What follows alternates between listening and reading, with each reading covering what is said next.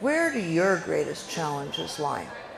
Where are your fears as you go out into the world and look forward to, as you go out into your worlds now and look forward to the adventure down the road? What are you afraid of? And how can we, maybe me, help you? I think that very often we look to leaders, to people in uniforms and with credentials, with big titles to have answers. My belief is that when you look into each other's faces and have dialogue, more often than not, you all have the answers for each other.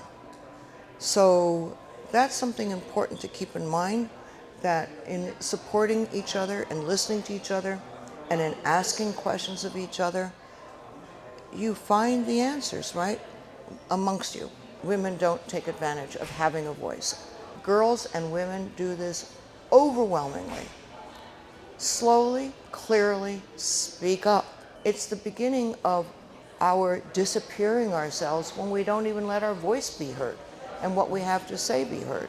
I'm just going to throw out some learning lessons I've had for whatever they may or may not be worth to you. Be your authentic self. Humility is a wonderful thing. It will take you very far. Don't give up. It's all about exploration, but at least narrow down the field. I'm strong in writing, I'm not good in this. I'm strong in this, I'm not good in that. Help people to help you. Thank you. So what I learned from Loreen today was how she was empowering us young females and how to be better in our future and the present, and how we shouldn't just, stand down. We should always stand up for ourselves, especially where in a society where men or boys are seen as the ones that can do more than females can, which isn't true. She gave us a lot of good advice, again, on how to stand up for ourselves in different situations, and that's really how she inspired me. Loreen was really inspirational, and she acted as sort of like a temporary mentor for me, just in that small moment. Like, her advice to girls about like life and about how to deal with problems with dealing with like the gender gap and dealing with other